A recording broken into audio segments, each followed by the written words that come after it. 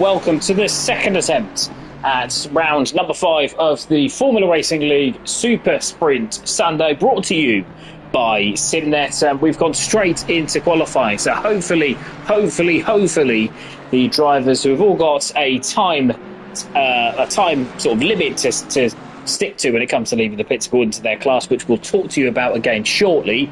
They're all hopefully going to be able to finish their lap times. You know what technology's like. It's great when it works, but when it doesn't, by Christ, can it cause some inconvenience in what is already the longest of long laps, because we are at the green hell, the Nurburgring Nordschleiffe, a ribbon of supposedly natural racetracks that is all entirely man-made from the 1920s and the 1930s, but built as a real proving ground of man and machine, and that it most certainly has been over the previous decades of its existence. Held the Formula 1 German Grand Prix up until 1976, before Niki Lauda's accident that we all know about brought an end to that particular event. Now, Jamie Thacker, before they built the new Nürburgring, as we are going to actually go on to the 2001 or pre-2001 layout for the opening 2 minutes of it, before they then turn off and go down the Nordschleife. This is Jamie Thacker, who is crossing the line now in the Ford Mustang. He is part of the AM class, so each driver's, you have to leave within 2 minute window. So the AM drivers get from 10 minutes to 8 minutes down. Townsend just leaving the pits behind him before he does his joker lap. The AM drivers are in red. Then you have a minute wait up until 7 minutes, which is then the silver drivers, so the grey marked numbers, who will have 2 minutes to then leave before a minute's pause period, race period if you like, before then with 4 minutes to 2 minutes to go, the drivers in the pro class, so the light silver grey really, they then have to leave before then, with 2 minutes to go, no driver is permitted to leave. This qualifying session is a very simple one. It's still the same in terms of the previous 4 rounds, with drivers, once they've started their lap time, not permitted to go and set another one. So if you make a mistake, that's your 1 lap gone. So it's a bit like Formula 1 qualifying from about 20 years ago, all the way up until 2005, where you had 1 single lap and that was it. If you got it wrong, you got it wrong. So Jamie Thacker, the leader of the AM class in terms of those that are out there, he's not the leader in terms of the championship period. We've got plenty of time to take you through that. So as Jamie Thacker goes through the NGK chicane at the end of the Grand Prix loop of his first final lap here, he brings the car off the circuit and off the beaten track and down into the old Nordschleife circuit there. Very bumpy, very bouncy, and very difficult indeed for both driver and car to keep your concentration for a whole lap, because a whole lap is about 8 minutes to 8.5 minutes, depending upon whom is setting that lap time. So we will just take you now to the championship standard. We've got plenty of time to go and have a look at them, as we've got what will be, I would suspect, another 10 minutes of action from all of our drivers now. So the leader of the AM class is actually just the man behind Jamie Thacker, so that's car number 11, Greg Wood, as you can see here. So Greg Wood out in the blue Aston Martin, the former commentator himself, Greg Wood, but has decided to swap the commentary box this season for the racetrack, and a fine job he's doing as well. Because of that, he's got quite a commanding lead actually in the AM class. He's got a near 40-point lead, over 40-point lead. It's 43 points to Jeffrey DeFast in the McLaren. Jeffrey DeFast has already had an invalidated lap time, so he's had to port to the pits, as has Owen Harris. But in third position, it's Darren Townsend, who is still on a lap in the pink McLaren. They're followed by Jamie Thacker, who you can see in car number 7 in the Ford Mustang. Before then, they go to Michael Coppens in 5th. Michael Coppens in the Ferrari you saw actually going off in the previous iteration of this. Owen Harris is in 6th, ahead of Dreadlock Steve. So Owen Harris on 175 points, a little bit detached from the podium, the medal placings, but he has got a battle for 6th position, ahead of Dreadlock Steve and Miguel Silva in 8th position. Jack Barnett is 9th in the AM class, ahead of Van Kruger, who's changed his car from the McLaren that he had previously to the Ford Mustang, which we'll show you a little bit later on. That's car 44 when we show you, with Darren Davies another former commentator of this particular parish, in 9th position. They're ahead of Dale Keller, who's had an injury hit start to the season, in 10th, ahead of Jochen Verrett, Paul Trotman and Ryan Fegan, who is absent today. Got a couple of AM drivers or replacement reserve drivers in their place for that one. We then go to the silver category, who are now out on the track and actually setting their lap time. So it'll be the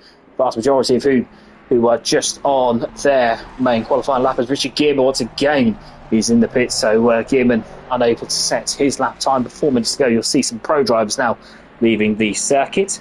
But we've got Renard Serfontaine at the top of the silver standings. He's on 318 points, only 25 clear of Chris Getman, a model of consistency. The Flying Scotsman has got the Porsche into second position ahead of Gordon Brown. Gordon Brown in the Sky branded Ferrari on 275 points as well. Chucked a couple of wins away, so the Scotsman still in with a good chance of winning the overall series, or the overall silver series, but he has got to start turning pace into prizes. Terry Tierney on debut is in 4th in the Aston Martin. Impressive debut from the Irishman ahead of Serafino Gabino. Those two separated by 4 points on 264 and 260 points, with 6th position Lee Colpitts on 245, making a late bid for the medals. He might be a little bit late for the championship, but he is certainly in with a chance of the medals. He is ahead of 7th place Richard Gearman, 8th place Jordan Marshall, with Luke Richings in 9th on 208 points, well clear of Marco Lino in 10th. Alexander Kalugin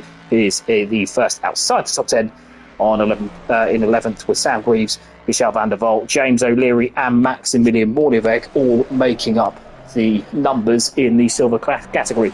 Speaking of making up the numbers in the pro category, there's only one person who is not doing that, and that's Jared Vermeulen on 546 points. He is 50 clear, nearly 51 clear of Daniel Crossman himself, nearly 100 points clear of Mark-Lin Brush-Tully. So Brush-Tully leading a battle on 399 points for third. That's headed ahead of himself, behind himself is Othman El Fidawi on 358, with Josh Clayton on 340 and Wouter Heymans in 6th on 328. Andrew Eden is next in 7th on 322, ahead of Termian van der Vaal, with Morgan Grace in 9th, ahead of Steve Desert. In 10th, Fakla Poshbashil, Maximilian Basler and Fabio Travaglioni, ahead of Johnny Sharp, make up the numbers in the pro category. So we're just seeing now Jamie Thacker, the leading driver, or the driver that's certainly the furthest ahead on his lap, going through the final, he's about 2/3 of the way through, so he's not that far from the dirty area. He's just come out the carousel down the hill. I say just come out about 30 seconds ago, but it's a long lap. I would expect this to be about the 8 minute 22, 8 minute 23 mark. Now, Greg Wood behind him was on a quick lap, but found the wall at the final corner, so that rendered his lap invalidated and his car pretty totaled as well. So it damaged not only him, but his qualifying performance in his position.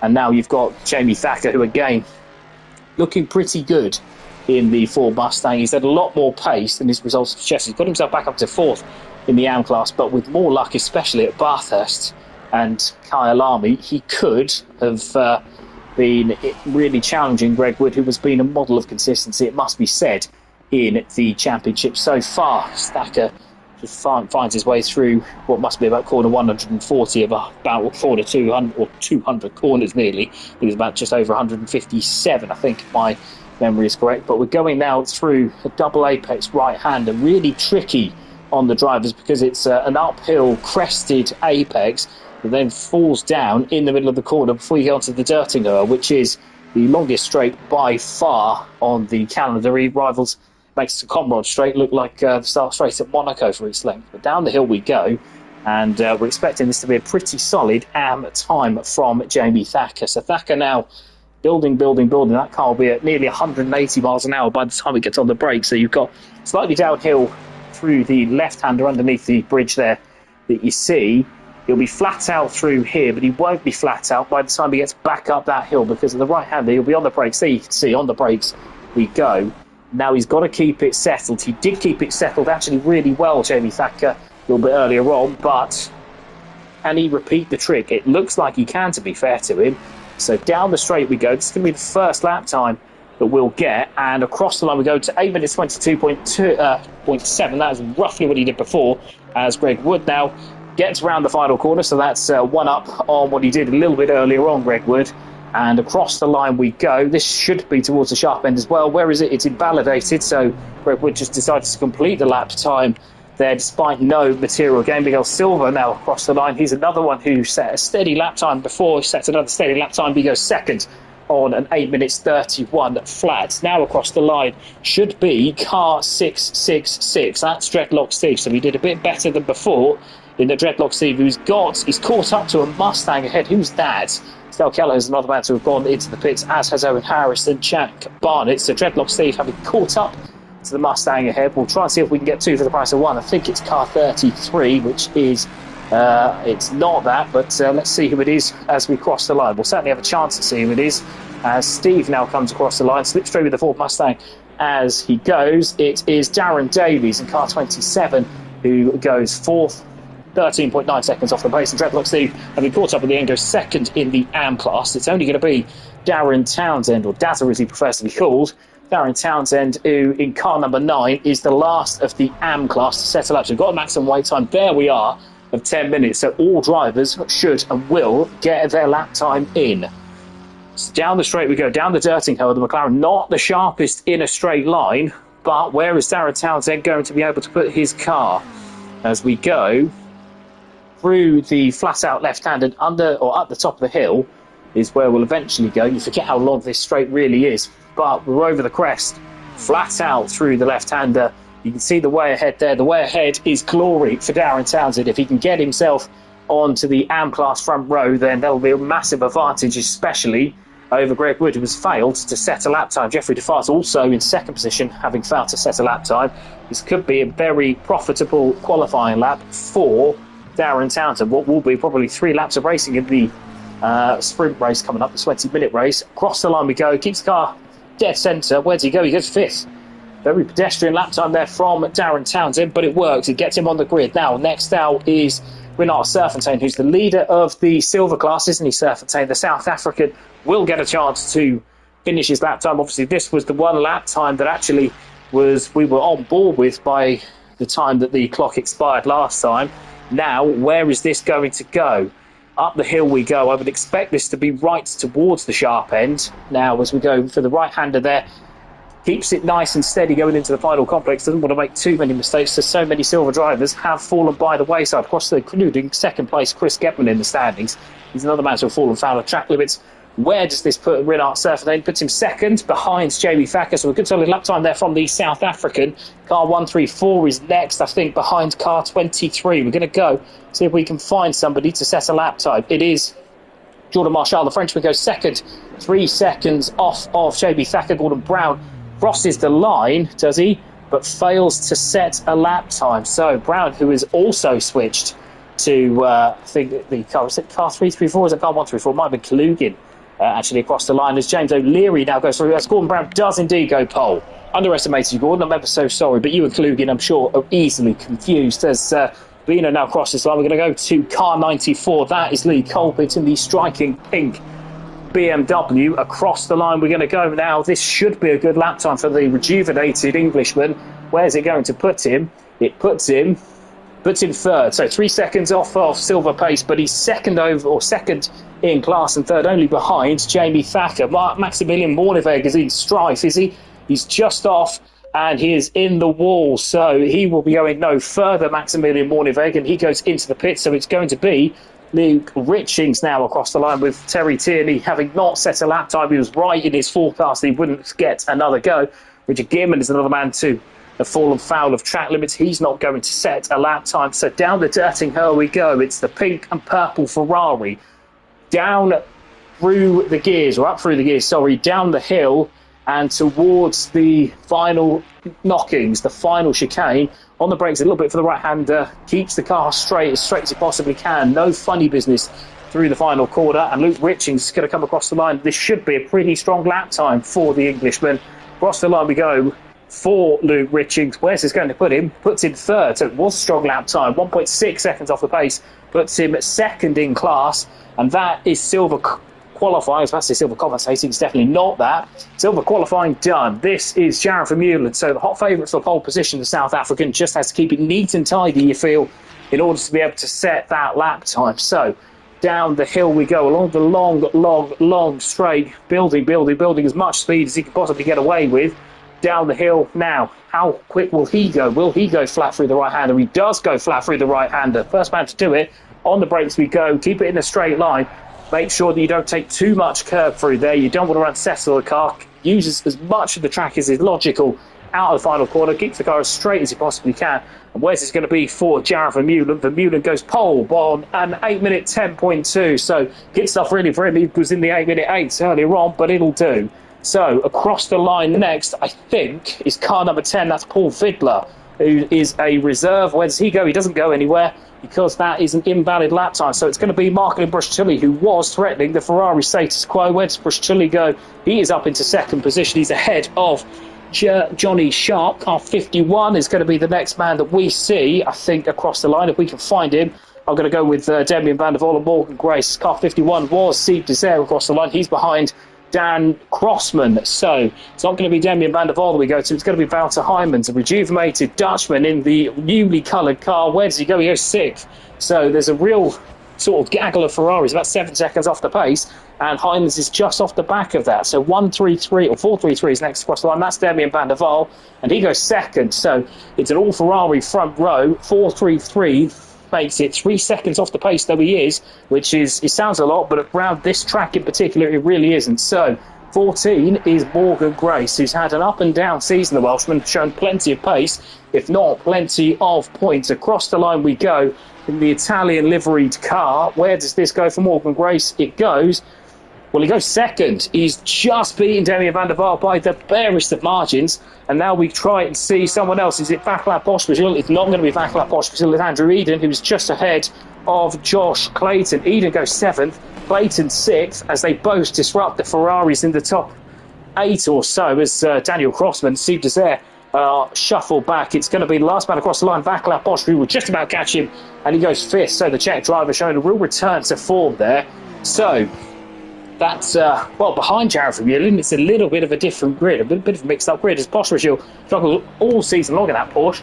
He's got himself up into 5th position, so the Czech driver really timing his run well in order to, I mean, he's 6 seconds off the pace, but around this track, which is about 5 times longer than every other track, that is not a bad effort at all. So, just take you through your grid now. Jared Vermeulen is on pole, as he so often is in the season 21, I think it is, of the Super Sprint Sunday, brought to you by Simnet, with Morgan Grace in second, ahead of Damien van der Voort and Marco Brusciulli on row number 2.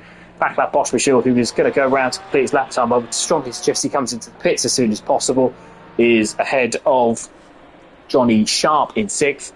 Josh Clayton is in 7th, ahead of Andrew Eden, with Daniel Crossman second in the championship, starting 9th. So the young Englishman there, who has shown maturity beyond his years, not having the best of laps there. I don't know whether it was a bit too safe, but he's been caught out by the surprise pace of those around him. That is Steve Desire in 10th, ahead of Wouter Heijmans, who's last of the pros to settle that time, with silver pole being taken by Gordon Brown, who is, as I say, 10 seconds off. It's not as much as it looks. Gordon Brown there, who is just ahead, actually, of the AM pole sitter. That is Jamie Thacker, with Luke Richings and Lee Colpitts on second and third for the silver class, with James O'Leary. Good lap time there from James O'Leary.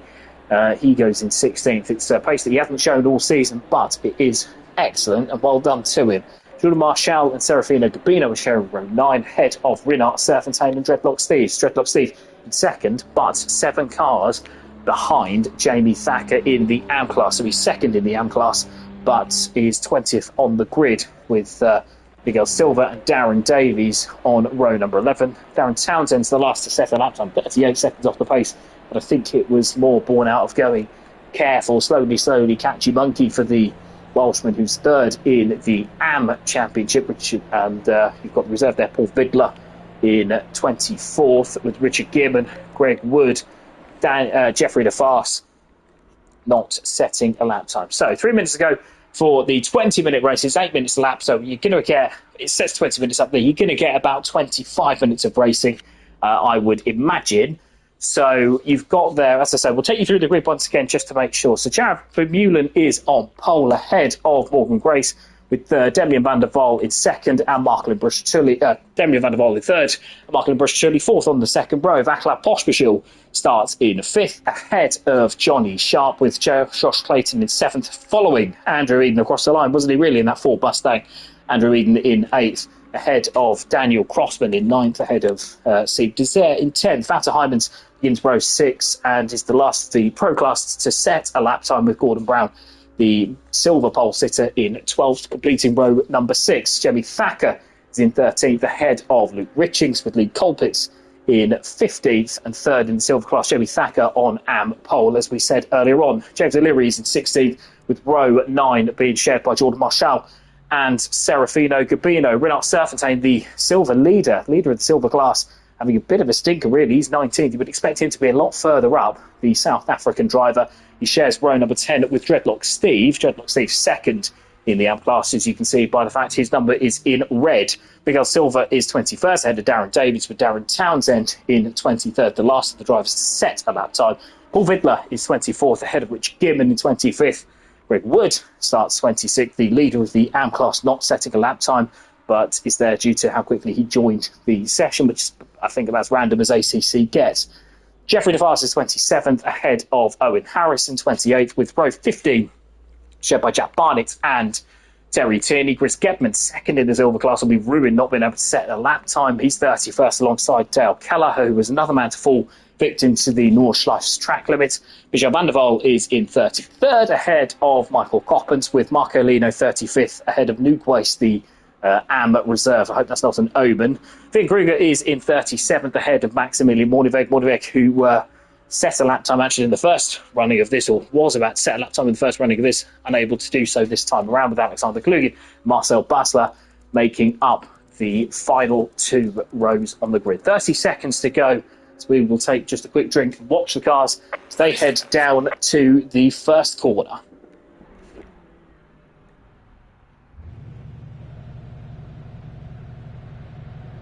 20 seconds.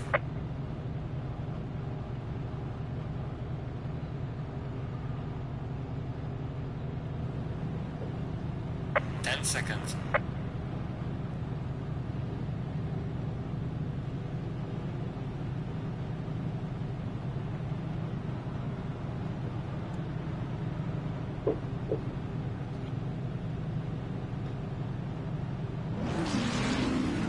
'So we are off and doing the green flag. Well, it's not a green flag lap, is it? Because it is so long. I think if you were doing a parade lap, a warm-up lap around the Nordschleife, I think you would probably be there for about 12 minutes and everybody would get bored.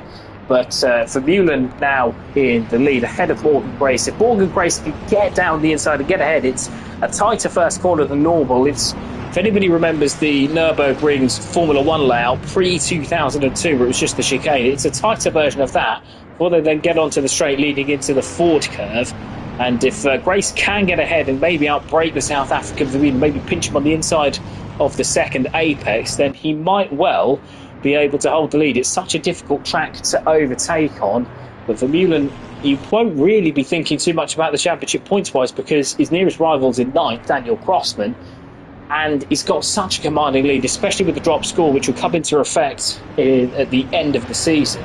His worst result is, I think, fourth or something, so certainly something for the South Africans that he can just go balls to the wall. As we now come across onto the Formula 1 track, as Vermeulen tries to steal as much space as he can. We're now waiting, and we are go, and that's a good start from Jared Vermeulen. But Grace is looking up the inside. You can see Marcelin Brusciulli in the Porsche having a go at Morgan Grace. That's Pospisil as well in fifth position up, trying to have another look. But Brusciulli's actually going to go around the outside of Vermeulen, is he? Vermeulen holds on to the lead for the moment, and I think he's going to hang on again, because Morgan Grace has got back past Barclay Brush-Tully with Damian van der Waal, following in third. So Brush-Tully made such a good start. Now they're side by side going into the forecurve. There's some problems at the back, I think, for, amongst others, Dreadlock Steve and Chris Getman are in strife. Looking at the yellow dots, Dreadlock Steve starting from the pit lane, so that's why he's so far back. Might be a bit of a blessing in disguise, but Chris Getman, who was quite far back in the beginning anyway, is round we go from what we can see. So he's rejoining now the Scotsman. Bit of a disaster for the man second in silver. No damage on the Porsche. It doesn't look like anything that is on there is a bit cosmetic, but he's got boss on the side of his car. He's certainly not the boss of this race, Chris Getman, as he recovers. Now, who else is ahead of him? We won't get timing for another couple of minutes, so you'll have to stick with me. Damian van der Waal, meanwhile, he's having a go at Brush-Tully. So Marklin Brush-Tully has got past going into the Schumacher or the Warsteiner curve. Now we're going up the hill and getting towards the end of the Formula One lap. So the right-hander coming up is where they will then lead up to the chicane, the NGK chicane as it used to be called. And they will then pull off and go onto the Nordschleiffe. But Van der Waal has been deposed from the third. He's now got a rather feisty Canadian ahead of him, Barclay Brush-Tully. Johnny Sharp, meanwhile, has got up into fifth. He's got past Vaclav Poschmichel. Poschmichel actually made such a good start, didn't he? But got it all lost and wrong into the first corner. So Poschmichel drops from fifth to sixth. Now can Van der Waal have a look? No, not quite at the inside of Barclay Brush-Tully as they go round to complete the first sector. Fingers crossed within the next few seconds, otherwise I'm going to have a hard time telling you what's going on. Brush-Tully now is in third though. That I can tell you, he's third ahead of Damian van der Waal. Johnny Sharp is fifth ahead of Vaclav Poschmichel. Looks like Andrew Eden has got ahead of Johnny Clayton too, so the Lexus driver is up into seventh. Johnny Clayton meanwhile has dropped all the way back to ninth, so Daniel Crossman's got past. That is Steve Desire in 10th. Wouter Hyman's in 11th. Gordon Brown still leads the silver class, but Liam Richings has got past Jamie Thacker. Thacker going safety first, so he still leads the AM class, but Luke Richings up into second and able to challenge the silver class. We're already nearly 3 minutes through and I can't tell you who is where. So we go down the hill into the tight hairpin. Can't remember the corner name, of course, but it will tell you hopefully then where the first sector is, as we can see now Vermeulen stretching his lead. I think that'll be the last that Morgan Grace sees of the South African, who has not been prone to making many mistakes, has he, throughout the race. So we are now going through the first sector time. So as Poschmichel will actually drop back to sixth. Yes, he has already. Daniel Crossman is up into seventh now. He's got clear of Andrew Eden. Andrew Eden dropping back to eighth position, having gained a place a little bit earlier on, as Van der Waal remains in fourth, having a real look now, isn't he, at Brush-Tully, with Johnny Sharp just behind as well. Jimmy Thacker's dropped only one place away back to Brynard Surfen saying up four, so well into the conversation for a silver. In fact, he is on the silver podium. As off goes. I think that's Andrew Eden, is it, in the Lexus? Yes, it is. He's dropped back to, well, that must be 13th, I think, and the Lexus looking dog-eared. That's not what he wants, because he's got plenty of damage to be contending with for about 20 minutes. I know it says 16 minutes up there, but this race will probably go 3 or 4 minutes longer. So the Lexus effectively got to do a whole race with plenty of damage to that car. He's now got, it's Jamie Thacker behind, who is in the AM class, as he goes again very wide, nearly hits the wall once again. Surfentain, meanwhile, in third position in the silver class. That's great news for his championship, because he's got past James O'Leary and he's got past Serafino Gabino, because Silva is in 19th. Greg Wood remains roughly where he was in 20th, although he has dropped a place, as he knows, he's gained a place in the AM standings. Now Kelleher is up, he's up about 10 positions, isn't he? He's certainly climbed very high in the AM class. Owen Harris is in 24th, just behind. So the combative Englishman having a look at his fellow Englishman, the Mancunian Dale Kelleher, he's being hustled and harried. I think that's Harris anyway, being hustled and harried by Maximilian Mordenbeck, who loses it. Is he round? He is round, but he's not round fully, because he's nosed it into the wall. And the German on home soil, who has had such a promising start, didn't he, before the aborted qualifying, is in the fence. Marco Lino, meanwhile, has capitalised on that. He's now up into 25th. Can't quite see how far he is. It's about 7th or 8th in the silver class. Maximilian Basler has climbed a few positions as well in the Pro Plus. Paul Fickler is fallen victim somewhere along the race, because he is out. He's already retired. Who's that further back? That is car 30. Well, it's a 3, isn't it? Is it Richard Gimmon? No, it isn't. Who's going very slowly past Maximilian Morneved? We'll have a look a little bit later on. I think it's car 13. Unlucky for some, it's Jack Barnett, who's looking very dog-eared in that Ford Mustang. We're going to go to the front now because Morgan Grace has dropped 3.5 seconds off the back, as we thought he might off at the back of Jared Vermeulen.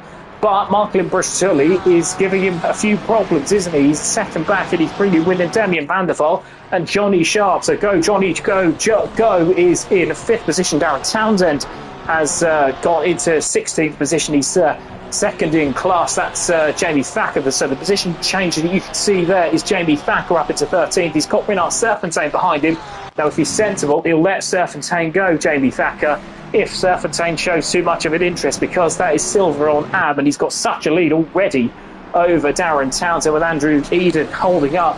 Well, not holding up Townsend at the moment. I think it's Townsend doing the holding up, isn't he? He's got Gabino and O'Leary. As Gabino maybe has a look down the inside, he has to fall in behind. It's so narrow here. It's a bit like, as I said in the previous broadcast, the Monaco in the forest, with no real place to get past unless the driver's willing, until you get to the Dirtingher, which is the back straight, as the only man close to the Dirtingher is Jared Vermeulen. So with 13 minutes to go, it feels absurd to say we're nearly halfway through. We've only got about 2/3 of the way through the opening lap, with 13 minutes still left to run.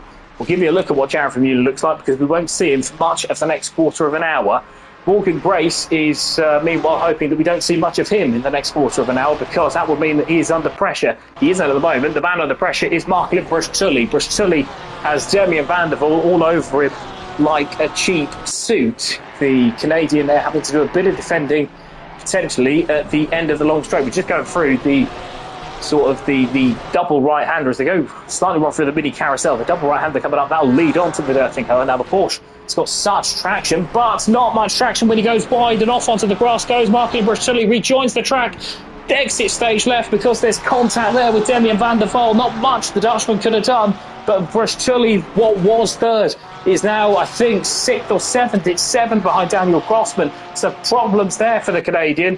And Damien van der Waal has got a bit of damage, and he's also got a bit of trouble behind us. Go, Johnny, go. Go is in the slipstream there, Johnny Sharp, but so is Vaclav Pospisil. Pospisil thinks he can have 2 positions for 1 here. He's going side by side with Johnny Sharp, and he might actually be able to pass Van der Waal. They're 3 wide down the Dirtingher. They're going to have to sort this out by the time they get there. Pospisil's got Sharp. There's contact there, door on door, between Van der Waal and Pospisil, and I think Van der Waal is going to win out there. So brave driving there from the pair of them. Excellent driving to make sure that all 3 didn't go into the wall. Sharp's actually going to have another look. Is he at the inside of Pospisil? We've got too deep into the final corner. Now the Porsche is going to have to out-drag the Ferrari, and I think the Porsche is going to win the race down to the first corner, although Sharp does have the inside, and all this is happening in front of Daniel Grossman. He's got up 3 positions. Sharp goes to the inside, doesn't quite make it, although Pospisil leaves him room. He's going to have the inside then for the next corner, the inside for the forecurve as well. Johnny Sharp is actually going to lose out potentially to Daniel Grossman. Grossman to the inside of the forecurve, I think.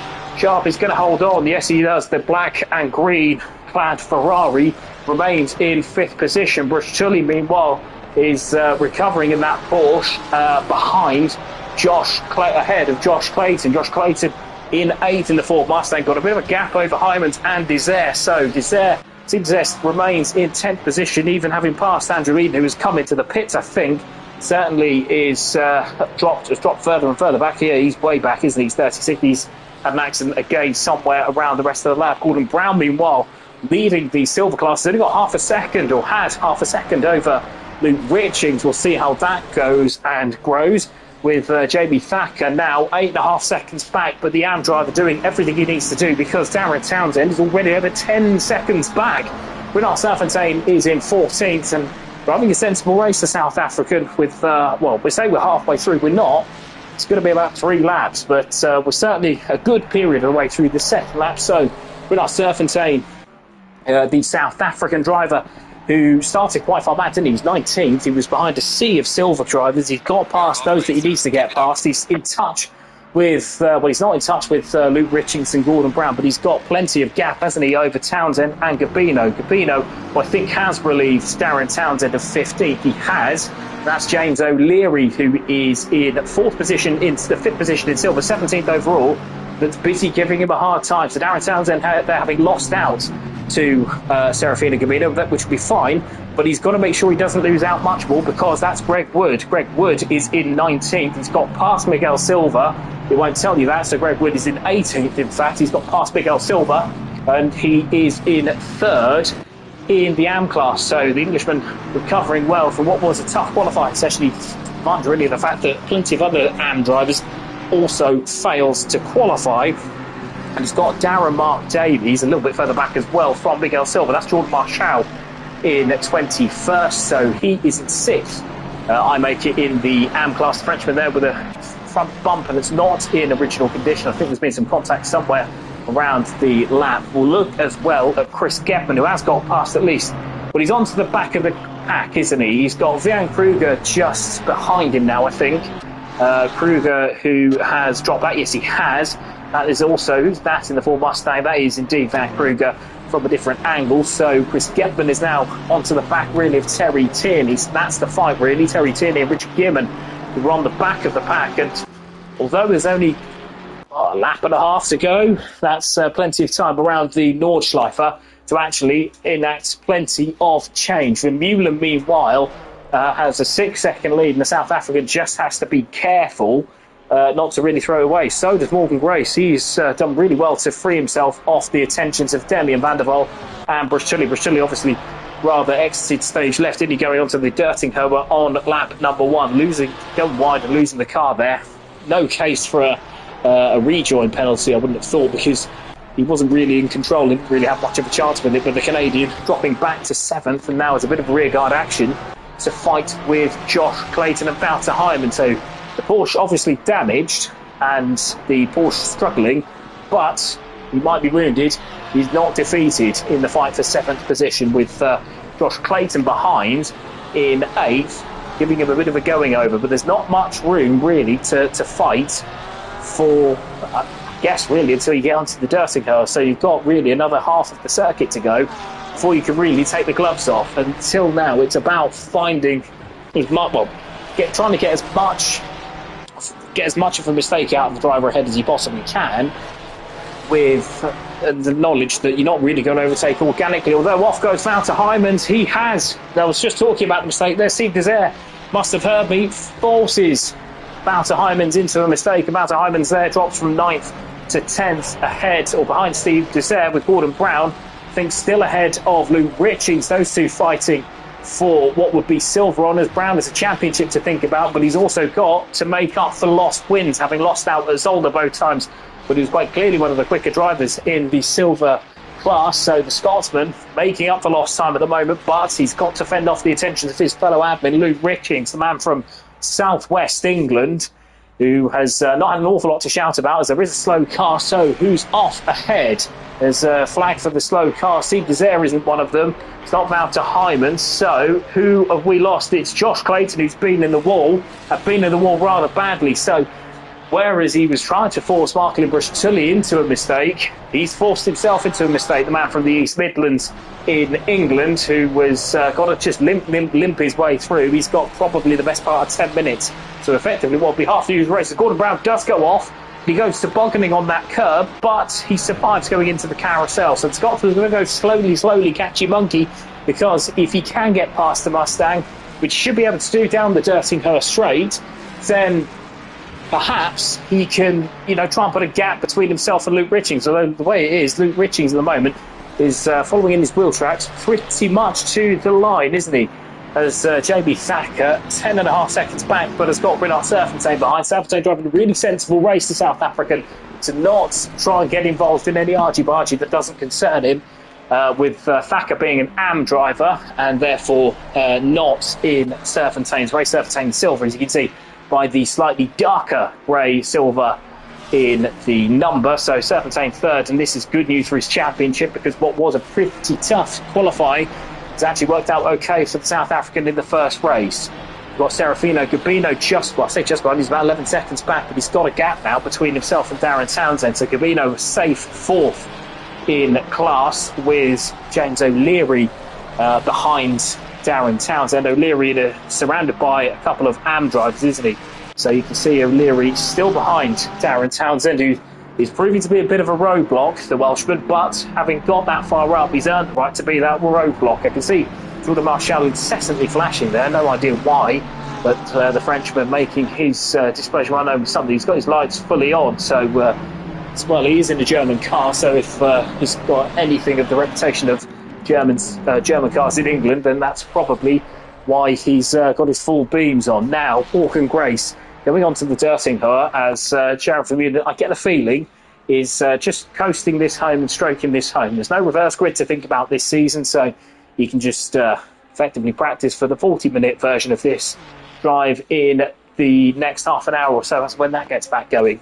Gordon Grace, they're 7.3 seconds back. He's done well to keep Van der Waal behind as Pospisil up into fourth.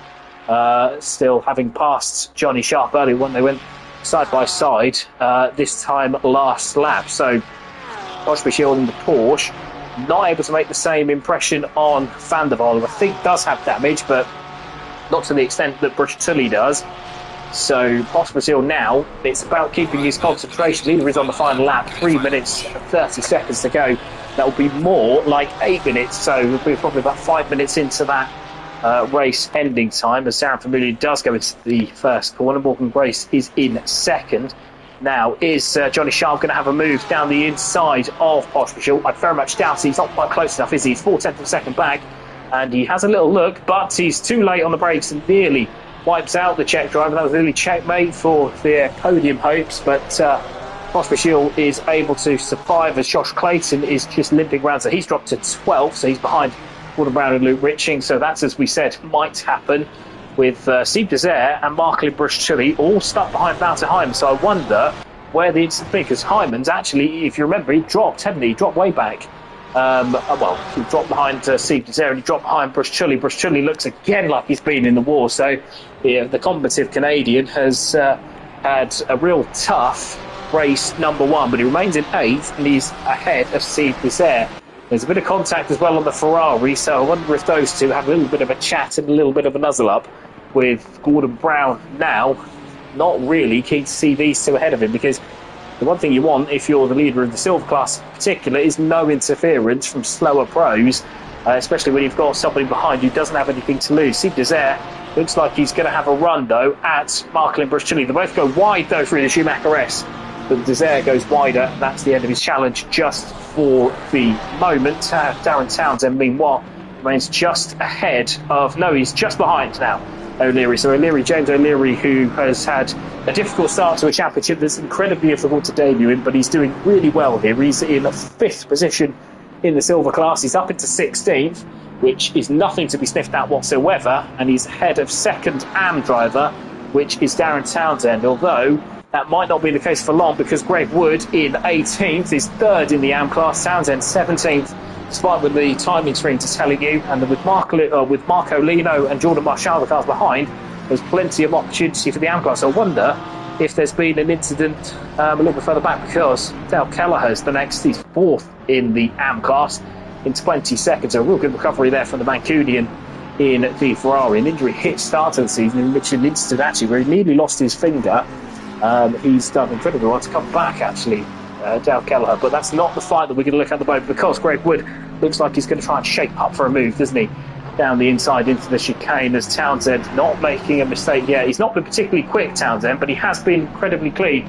Although, has he made a mistake there? He didn't look like he went a bit too wide, and off and into the wall he goes. Now down the inside goes Greg Wood. He's got a championship to think about, and I think that's the factor in his thinking, because Townsend turns across come what may, and Wood backs out. So no overtake there for Greg Wood in the Aston Martin. He's got to be incredibly careful, because it's obviously he's a lot quicker than Darren Townsend, but Townsend at the moment holds the track position. So with Marco Lino catching up as well, Wood has to be doubly careful with the threat of a silver driver. Jordan Marshall, meanwhile, I think the loser is, I think it's Darren Davies, isn't it? Darren Davies and Miguel Silva at some point have come together.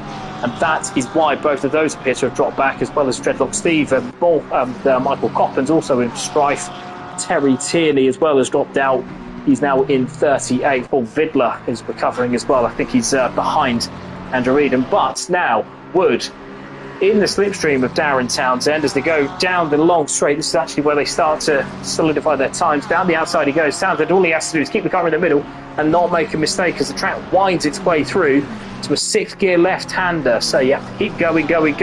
Make sure that you get the braking just right for the right-hander there. It's banked, and Townsend does get it right. He's in the middle of the track there, so Wood having to he's 3/10 back, but he's just going to have to sit there and wait patiently, I would wager, until the straight, because if he can get a good run onto the Dirtinger, McLaren's not the fastest in the straight line, so he might have a bit of a run down into the final corner. The race time has officially expired.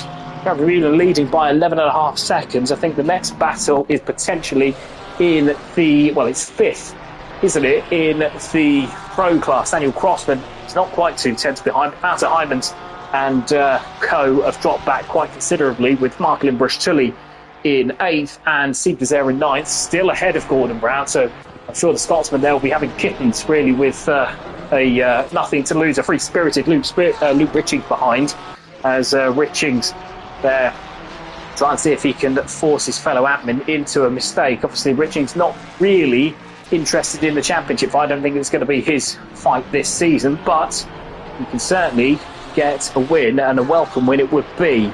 It's Brown there taking tighter lines, isn't he, Gordon Brown, ahead of behind Steve Desire, who has got a bit of damage on, the same I think as Mark Limbrush-Tully. Crossman meanwhile still well within a second I think of Johnny Sharp. Go Johnny, go in 5th position behind Vaclav Pospisil in 4th. So Pospisil, in the Porsche driver there, having a bit of a renaissance, isn't he, this certainly for this event, because it's been a difficult season so far for the Czech driver.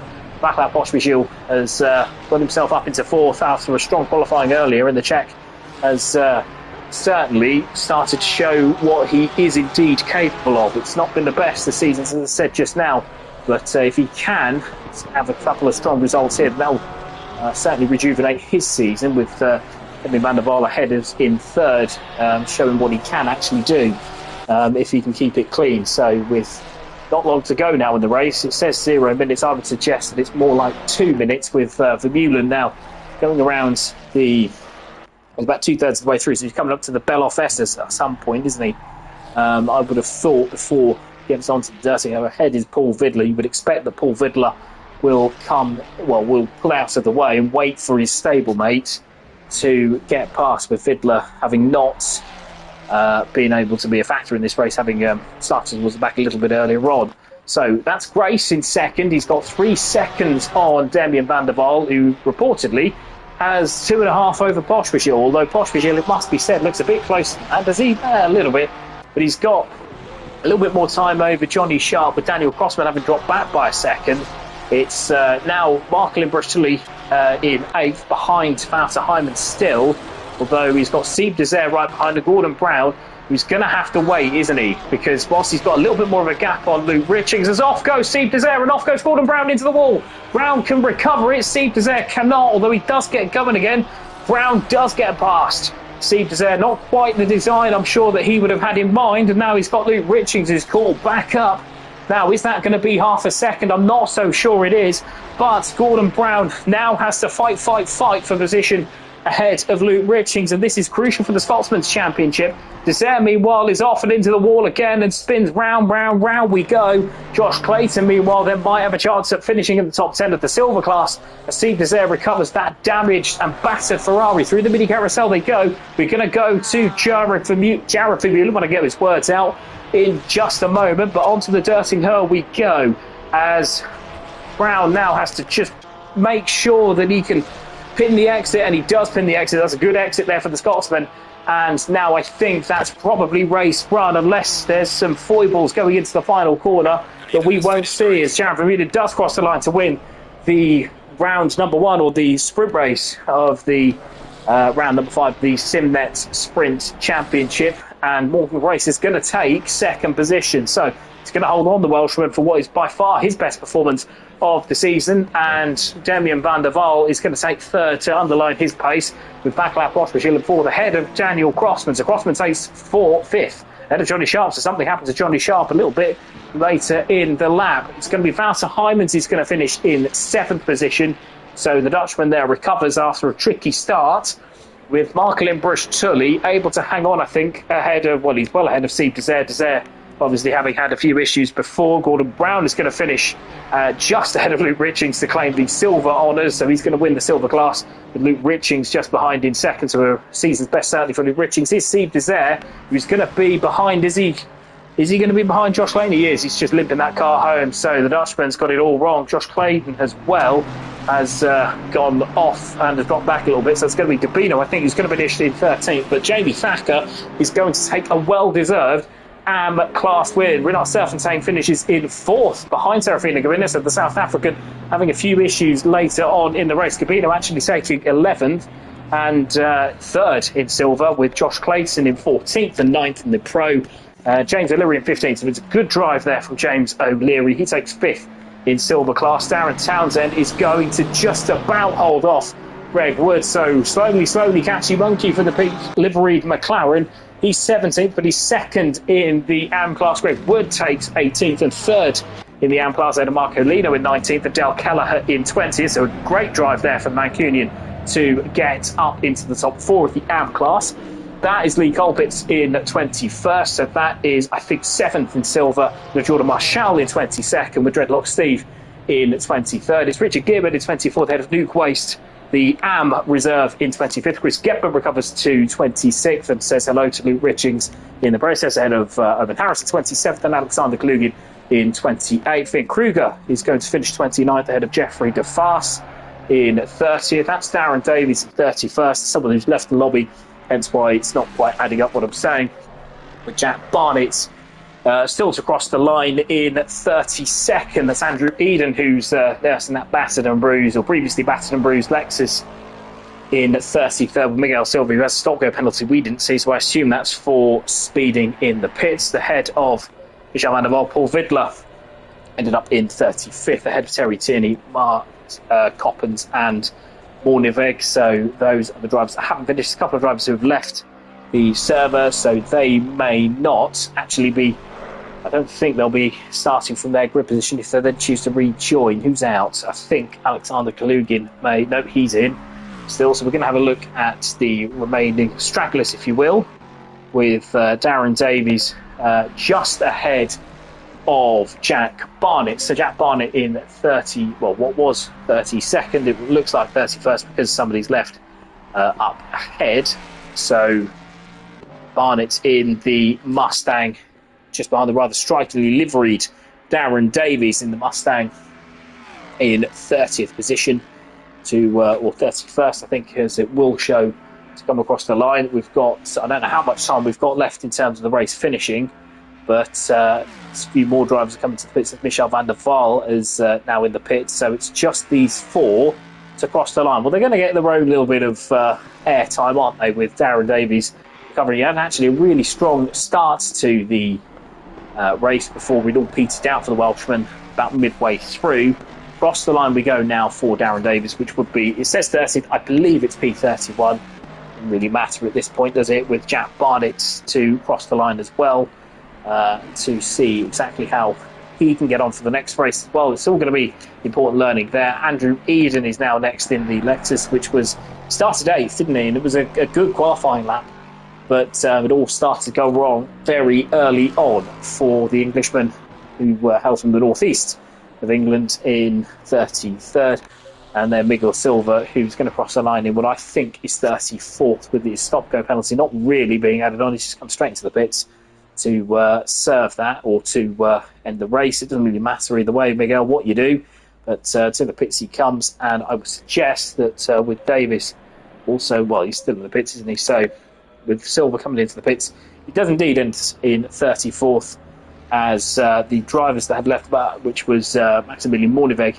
and I think it might have been Nuke Wacer Owen Harris, but they have returned to the pits. We're going to take a quick break before race number 2, which is 40 minutes with the same grid, so double the fun, I would suspect, and certainly double the drama if somebody especially can get ahead of that man, Jared Vermeulen, who wins for the umpteenth time this season in round number 9 for round 5 of the Super Sprint Sunday, which is sponsored by Simnet.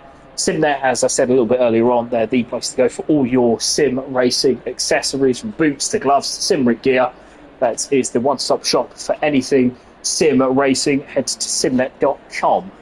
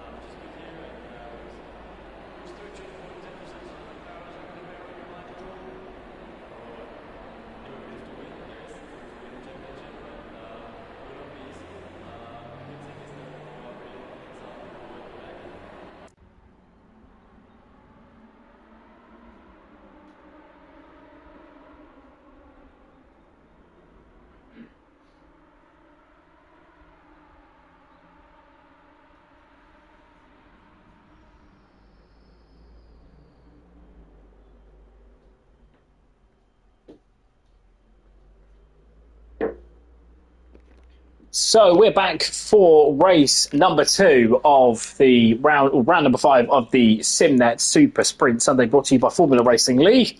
We've got 2 minutes to go, and that gives me just enough time to talk about our Patreon server, which is £4 a month. And for that, if you are looking to join the league, leave a comment in the comment section in the chat below, or reach out to us at Formula Racing League on all various social medias. And what you get for that is, for £4 a month, is you keep the commentary rolling, so you get to listen to my dulcet tones every Sunday, plus our fantastic commentary from Daniel Crossman on Tier 2 and Andrea Mattavelli on Tier 1 for Taco Tuesdays from 8:30, as well as Darren Mark Davies on the microphone for our Thursday M2 Cup Series.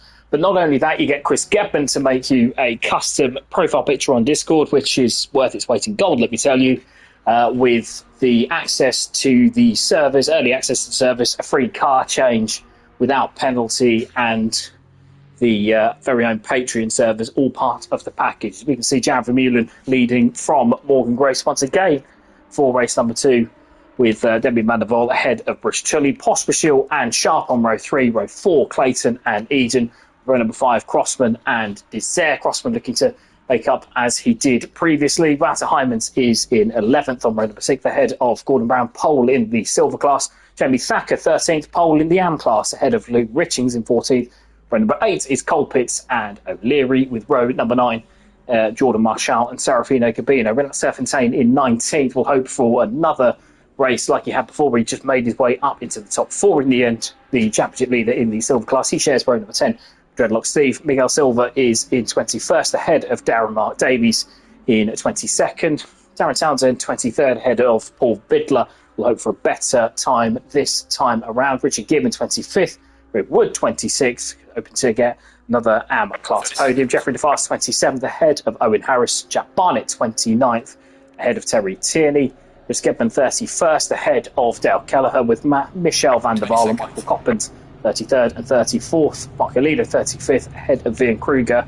and Maximilian Mordeveg and Alexander Kalugin 37th and 38th overall. We've lost a couple of runners, but whilst there might be less drivers, I'm sure there will be just as much drama, as we are a couple of seconds away from the start of the race and the trundle down to the first corner. So you've got about a minute to lights out. The drivers all line up in single file. Jeffrey DeFast has a pit lane start, so it's Maximilian Mordeveg. So those two will be leaving starting the race just a little bit later, probably avoiding all carnage. DeFast there in second in the AM Class Championship.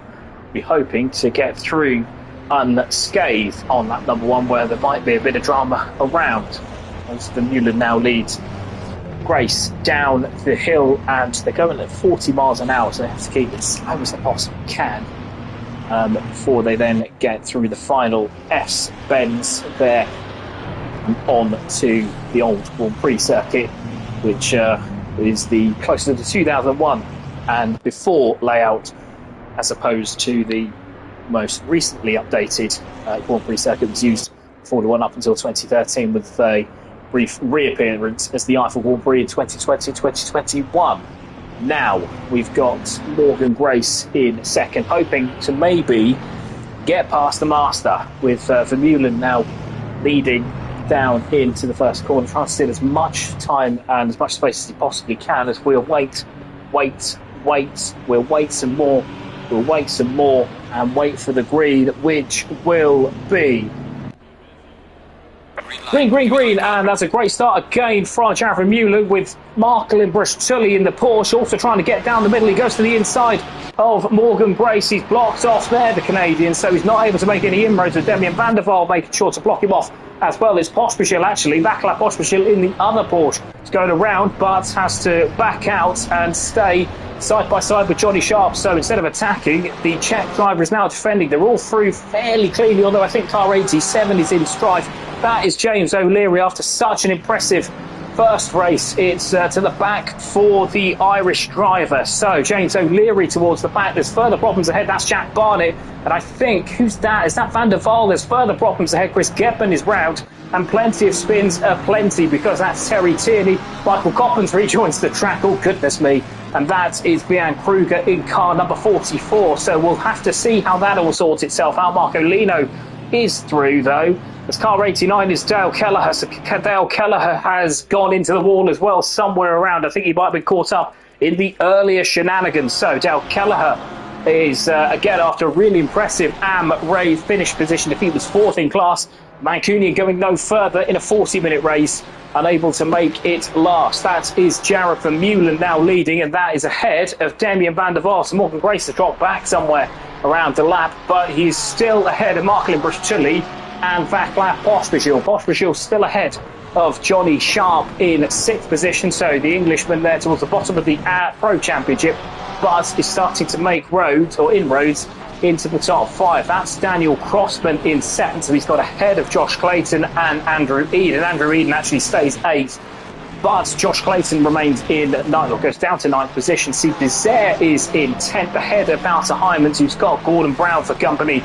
in 12th position. I think Jamie Thacker has dropped back again to Luke Richings, but it doesn't matter for the AM class leader, because he's got plenty of cars between himself and the next silver class.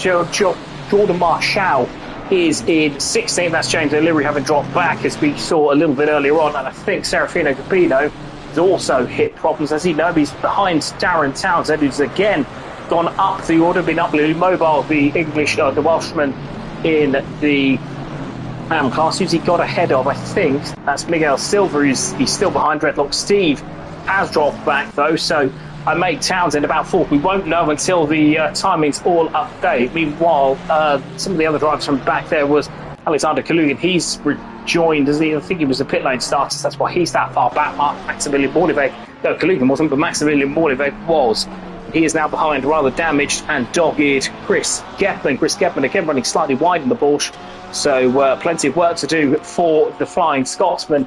But it is only Dale Kelleher who appears to have retired in the pits now. As we can see now, Heijmans, Gordon Brown has actually got past Vaclav Pospisil, so Pospisil has dropped off the circuit somewhere, because he was 11th. Well, he's 11th. He was 5th, wasn't he? He was just ahead of Daniel Crossman and co. And Andrew Eden actually remains up into 6th position now with Sieb Desire and Wouter Hyman's. Hyman's having a bit of a troubled start. No, he's up a couple of positions, isn't he? Johnny Sharp has also dropped back as well. That's the missing piece. So Crossman and Eden up a couple of positions. Clayton back into the top 7 as per his starting position, and Sieb Desire in 8th. And you can see there Johnny Sharp looks like he's bumped into the back of something, whether it's Pospisil, whose car looks actually quite clean, or whether it's the wall, which is quite possible. But yeah, there's a little bit of damage actually on the front of Pospisil, so we'll have to see quite how that shook out. But that is Jamie Thacker in the lead, so he's 14th, he's in the lead of the AM class. He's got Lee Colpitts and Johnny Sharp behind, so Sharp obviously having a few difficulties keeping that car on the track. Lee Colpitts, though, is in 3rd in the silver class, so the Englishman there continuing his renaissance in the championship with Jordan Marshall in 16th and 4th in silver. Miguel Silva is in 2nd in the AM class ahead of Darren Townsend. Townsend taking very much a safety first approach in the previous race, and we get to see more of the same from the Welshman. Well, Greg Wood has he's going to have a bit more time to pass. Greg Wood is in 4th in the AM class and is in 20th overall. He's behind Serafino Gabino, so not his race. Gabino very much trying to make Townsend Wood's race. Real Serfontaine having dropped to 21st this time around, and South African does have a bit more damage, so it's not been a smoother start to the race as it was previously for the silver leader, and he's going to concede points not to Chris Getman probably, but to Gordon Brown, who's starting to make his move in the silver championship. Brown, who has Vaclav Pospisil just behind, will have no interest, I'm sure. Brown, one of the more calculated drivers on the grid, will have no interest in letting or in keeping Pospisil behind.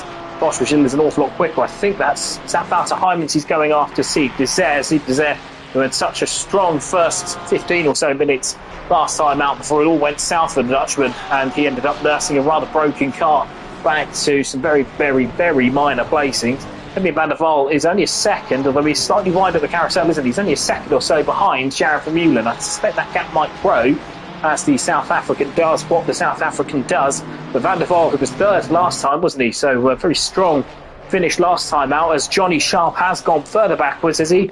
But only to 15th, so no dramas immediately for the rather dog-eared Ferrari. You can see there he's got Jordan Marshall in 16th behind him, so it's going to be silver on pro.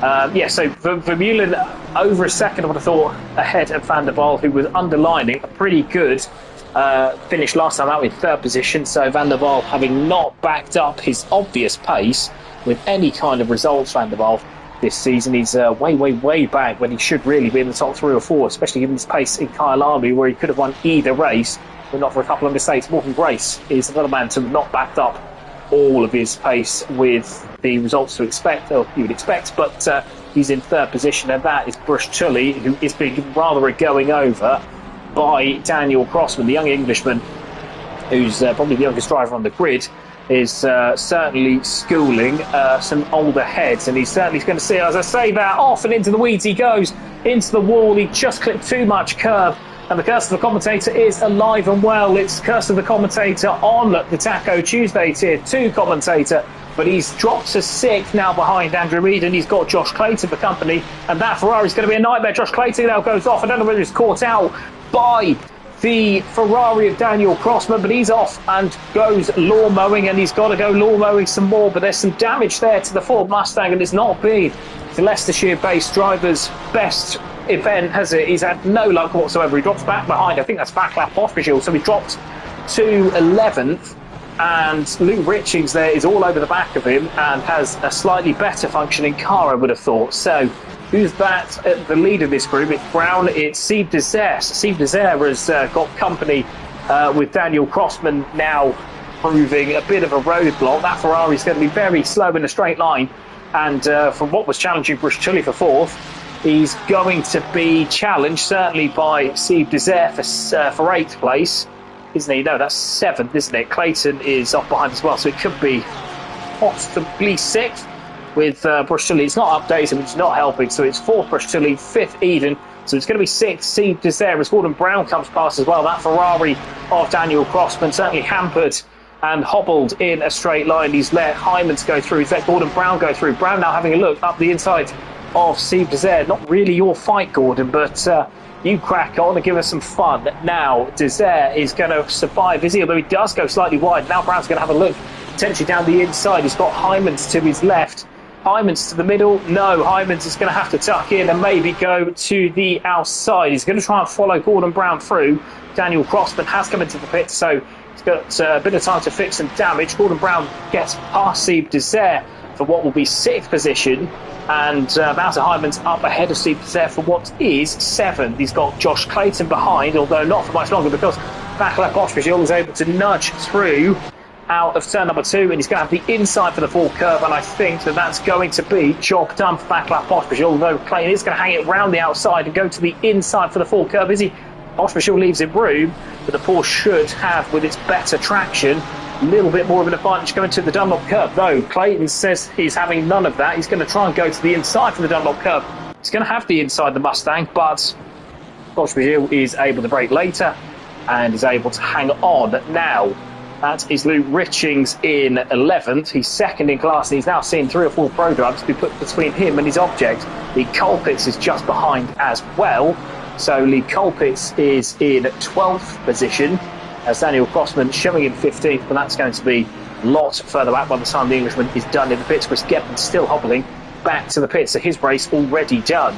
You would have thought. Lee Colpitts, though, his race is definitely not done. He's 3rd in the silver class. He's 12th overall. Jamie Thacker behind in 13th. Must think his Christmas is to come at once, because he's got a hobbled Johnny Sharp behind him in 14th, or what will be, what is 14th.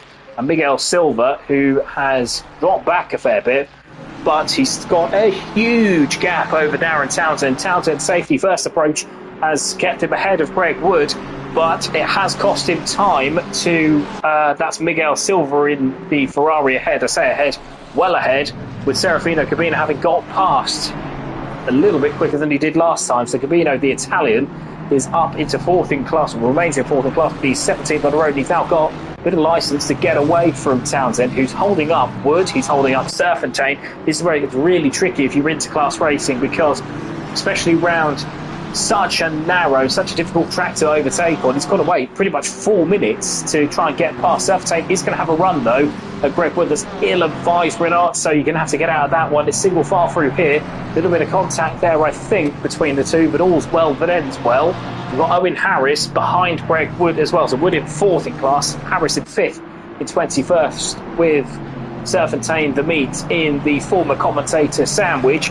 Marco Lino is in 22nd ahead of Terry Tierney. Tierney making rather a better fist of it than he did in race number 1, the Irishman, who's had a very strong debut season so far, but the Aston Martin is coming, or had come a cropper earlier on, to the unique travails and trials of this particular circuit. So that's Wouter Hyman's got past Gordon Brown. So Gordon Brown is dropped to 7th, not really going to cost him too much. He's just going to have to just keep it pointing in the right direction and make sure that when the fight does come from Luke Richings, that he's ready. Don't go damaging yourself too much, Gordon, because that's not going to be helpful for your championship battle. It's Steve Desert behind as well. Desert ran really strongly until he very strongly put himself in the wall in race number 1. So what was a top 8 finish was very quickly curtailed from that point on, and he's got Vaclav Pospisil, who's recovered in that Porsche rather well, in 9th position, 8th in class, and Josh Clayton having got that rather hobbled Ford back under control. And the damage only to the side of the car, not an awful lot of damage, just a little bit of superficial damage that won't be affecting him too much. And Luke Richings, Lee Colpitts there, spins nearly into the wall, but the BMW is able to just about get hold of it. And of course we didn't see that. And off goes Josh Clayton. I was just saying how he was keeping himself in the hunt, and in the hunt he is no longer, because he is off and into the pits, and that is some rather significant damage on the Ford. So he drops out of the top 10. That completes a rather miserable race and a rather miserable evening for Josh Clayton. He's going no further, certainly won't be going any further with any kind of meaningful points, but it does create a bit of a gap for Luke Richings and Lee Colpitts to keep their silver podium hopes alive. not going to have to worry about another probe in front of them. They've got actually a little bit of a gap now between themselves and Gordon Brown, with 13 minutes gone, and nearly halfway through the race, with 1.5 laps completed. So plenty of time for the drivers, even if not plenty of laps. It's how long this track is. Plenty of time for the drivers to sort themselves out. It's about keeping yourself in it really until the end. And Lee Colpitts and Luke Richings both doing an expert job of that. Two pink shod cars, Richings with a little bit of purple on his Ferrari, and Colpitts with a mustard yellow stripe going through the middle of his BMW. And it's been a return to form for both drivers. Excellent so far. Johnny Sharp, meanwhile, is stuck behind, or no, not for much longer. He's up into 12th, it will be. He's got past Jamie Thacker, who didn't mind that at all, quite frankly, with Miguel Silva having dropped way back behind Serafino Gabino. Gabino was 8.5 seconds behind, so the Ferrari's had some dramas, hasn't he, around the midway point of the lap. And Miguel Silva drops to, he was 15th. I suspect that he'll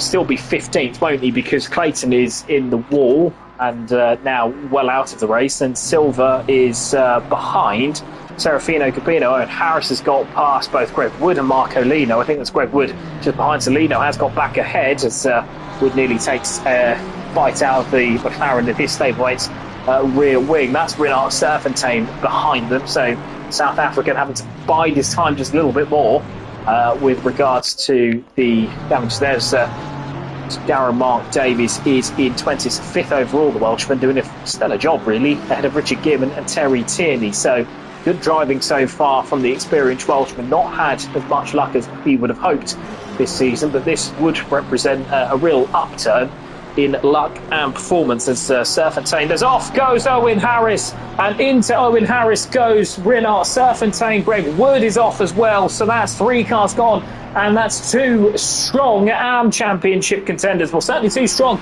AM podium contenders gone, and Greg Wood, his championship, is going to suffer a bit here. This might have to be his drop round, but Greg Wood having to spin the car back around, and that car has got plenty of damage. I don't know quite how he got took out, whether he just got a little nick from Owen Harris, who spins off, and Wood's impacted, isn't he? I think so. Serpentine, he's dropped back behind Darren Davies, who did give him just a little clump, didn't he? Not a huge one, it must be said. As off goes Terry Tierney, but recovers well to stay ahead of Richard Gibb, and the Irishman there doing a stellar job in terms of keeping that car all pointing in the right direction. But so Greg Wood is hobbled. He's back to, I would say, about 20, probably 21st. That's Owen Harris as well. Look at the state of that McLaren. He's going to have to pit, isn't he? That's Jack Barnett as well, isn't he? He's back with plenty of damage there, as well as we've got then a few recoveries. So that is Daniel Crossman with Vian Kruger about 35 odd seconds behind. So Crossman's just got to keep going, because he might get rubber the green like he had with Josh Clayton a little while ago. Alexander Klug and Maximilian Mordeweger also in the pits, with Chris Gebman probably last on track. Jordan Marshall, Coppens, O'Leary from his earlier travails also dropped, having also dropped back. So let's go to the lead group now. Say the lead group, the leader of the silver group is Gordon Brown. He has got Wouter Hyman ahead by 6 seconds. So Michael Brustulli has dropped back, hasn't he, behind Andrew Eden. So Eden going much more strongly in the Lexus this time around. Zare, meanwhile, where's he dropped back to? He's dropped back behind Poshbashil. Luke Richings is having a go at Steve Desire. So this is Silver on Pro. To the inside goes Luke Richings. He's got Desire to his left. He's got Desire behind him now. Good move for 9th place for Luke Richings. And now that puts another car between himself and Lee Colpitts. Lee Colpitts in the BMW, who snakes his way out of the second corner to rejoin the old Formula 1 circuit and into the Ford. So he's 11th. And he's 3rd in the silver class. He's got plenty of time between himself and Johnny Sharp, who, that Ferrari looking ever more the worse for wear, isn't he? With Jamie Thacker behind. Thacker, it must be said, is doing an excellent job. He's got 16.5 seconds between himself and the next AM class driver. That is Miguel Silva. And that is some stellar work. So Greg Wood is going to continue. I think Owen Harris is, Wood is off and into the weeds once again, so he's going to have to come back into the pits, as is Owen Harris. Terry Tierney's come into the pits. Oh no, the Irishman was doing such a good job, and he's got to fix some damage now. I suspect that that could be some pretty heavy stuff. It's been passed by Richard Gibb, and the good news for him is that he can repair it if he's not going to catch it, because he's got Marshall and O'Leary over 2 minutes nearly behind. So it would make sense to do it now rather than, sort of limp on. If he can just go out and set some clean laps. Speaking of someone setting clean laps, that's not Owen Harris at this moment in time. The McLaren limps his way through, and he was in podium contention, wasn't he, in the AM class? But that is going to be a rather sorry sight as Daniel Crossman now gains almost a minute on the former commentator, and he's going to pass Terry Tierney, he's passed Owen Harris, he's going to pass Greg Wood, who is still in the pits, as is the Lamborghini. That is Maximilian Mourniweg. So Tierney leaves the pits having fixed his damage, and they give the lead.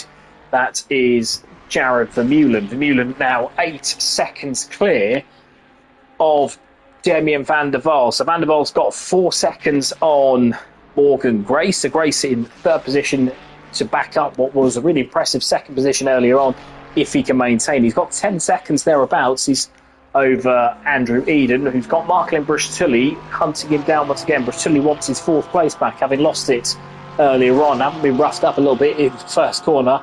The Canadian, who's not a fan, doesn't take that line down. He's not a fan of being overtaken. There's no racing driver is.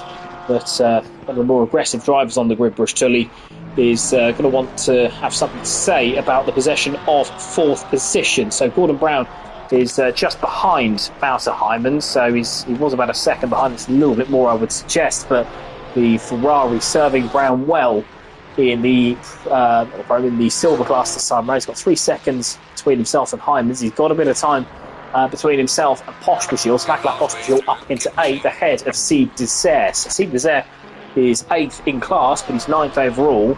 And Luke Richings, having tried to pass a little bit earlier on, in fact having successfully passed a little bit earlier on, is somewhere ceded that position, and he's got 3 seconds on Lee Colbert, so I would suggest perhaps not going to threaten him on pure pace, but the Brit, known for his consistency, is doing just that, isn't he? With 3rd position in class, 11th overall, this would be a real uptick in form for the Englishman, who actually had a really strong, especially in race number 2, Snetterton.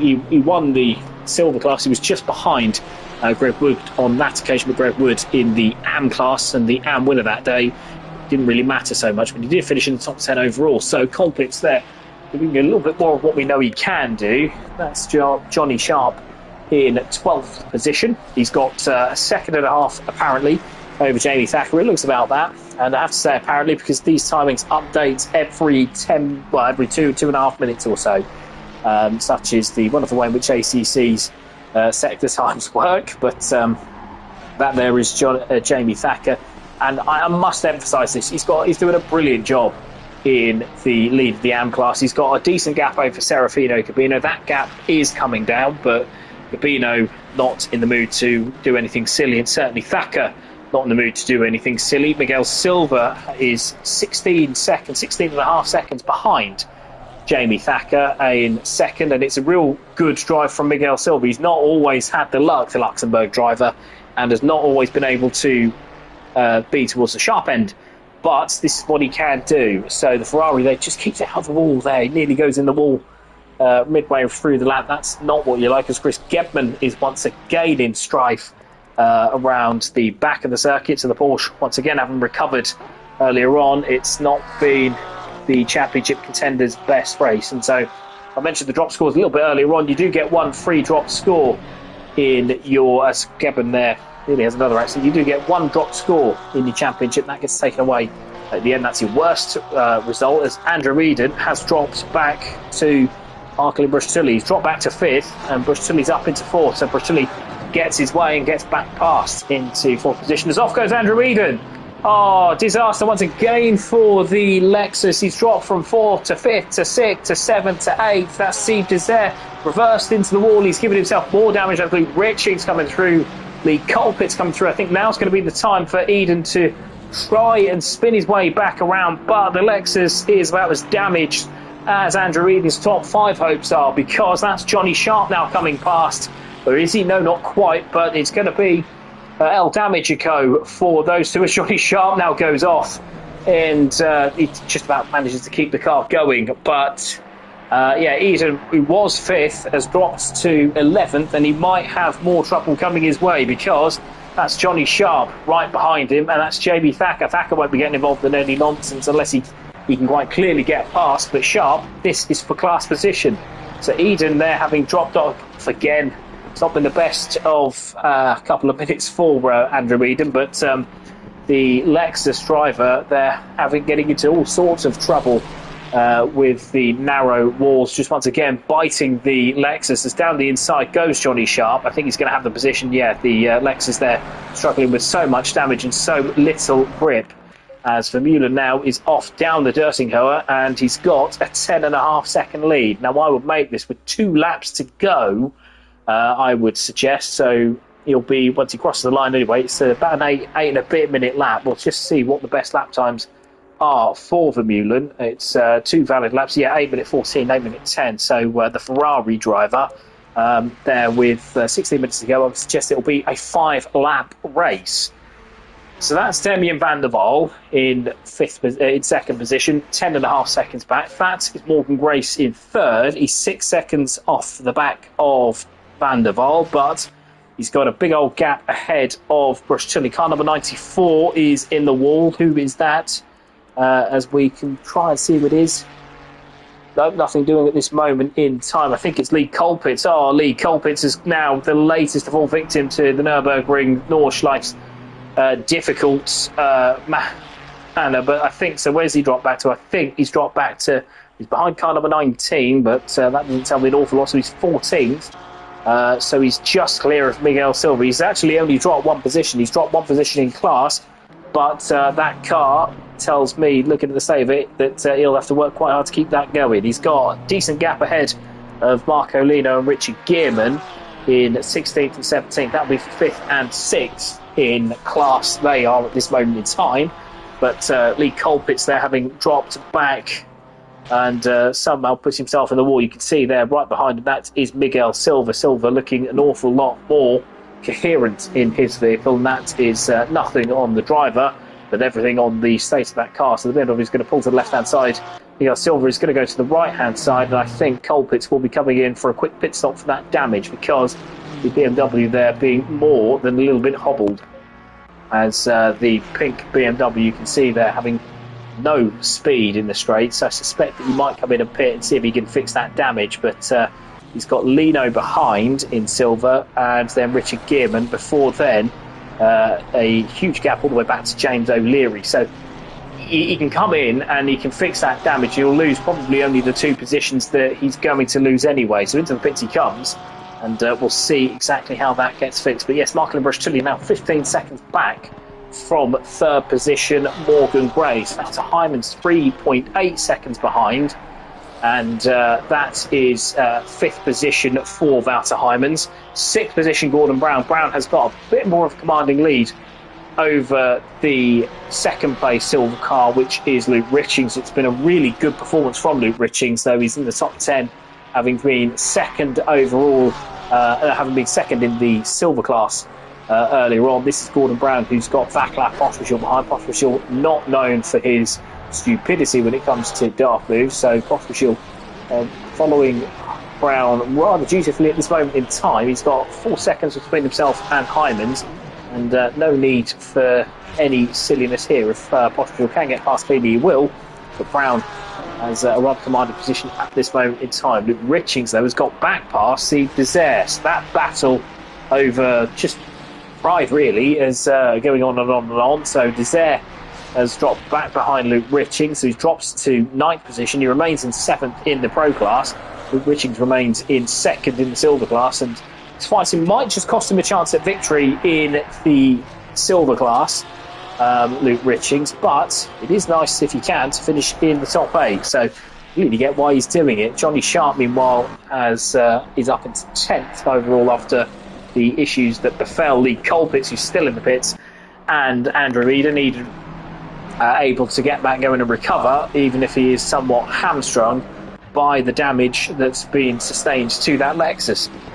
Jamie Thacker once again, he's in the top 12, but once again, it's an excellent performance in the AM class. He's keeping it nice and tidy, and whilst he is being caught by Gabino, there's no two ways about it. He's got 22 and a half seconds over second place in AM, Miguel Silva. Silva is actually doing a really good job himself in 14th overall. He's got plenty of gap between himself and Marco Lino. He's not made any silly mistakes, and second in the AM class is certainly a good return at this moment in time. And in third, we still have Darren Davies, who's got a huge gap between himself and Jack Barnett. I say they nearly cursed him there. It'll have been the second set of commentators that have cursed in this race, but he's still in 18th. He's still third overall. He's got a decent... Okay, he's a little bit far back from Miguel Silva now, but he's still got half a minute over Jack Barnett. Barnett, who himself is doing a good job in difficult conditions, I think it's fair to say, looking at the state of that Mustang. Jack Barnett in fourth in the AM class, and is currently being hunted down by the recovering Daniel Crossman. He's got past the head Paul Vidler. There's a few more drivers who have dropped out permanently, but Crossman there not able to... He's not going to make an impact really on anybody in his own class, but he might just be able to just get past Jack Barnett, maybe set about Darren Davies, although they probably won't find much in the way of competition there. Lee Colpitts, meanwhile, where is he going to drop back out behind? I think he's ahead of James O'Leary, so he's not lost. He's lost the two positions that he would have lost anyway, so that is Serafino Gabino and Marco Lino and Richard Gibbon. So they're the positions that he would have lost anyway. Lee Colpitts, so he's dropped to sixth, so not a disaster, but when you were fighting for the podium, as he was earlier on, he was fighting for second place in the silver class before he had his little off and went into the wall. Then that's what a mistake around here can cost you. Gordon Brown has lost out to backlap Pospisil. As I said earlier, no point in fighting that. Pospisil is quite clearly quicker, although Brown is going to have another look, potentially going through the miss section. And that is Pospisil there being caught. Is he by Brown? Yes, he is, but again, no need for any silliness. Luke Richings is a good 5 seconds back. And he's dropped back behind Steve Desert. So those two...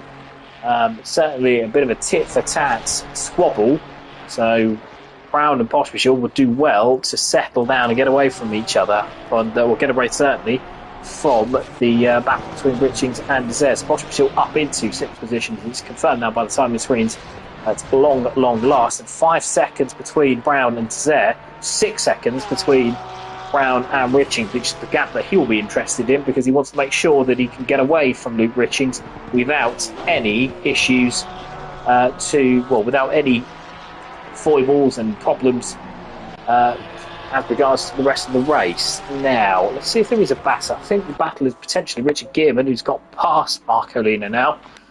So no battles there, but Jack Barnett's been passed by Daniel Crossman, so that is fairly null and void. You've got Darren Mark Davies a little while ahead in the car 334 is Alexander Kalugin, because Kalugin has been lapped to that end, but we're just trying to see if we can get the minivan. Well, it is probably going to be Richings versus Desert and Brown versus Pospisil.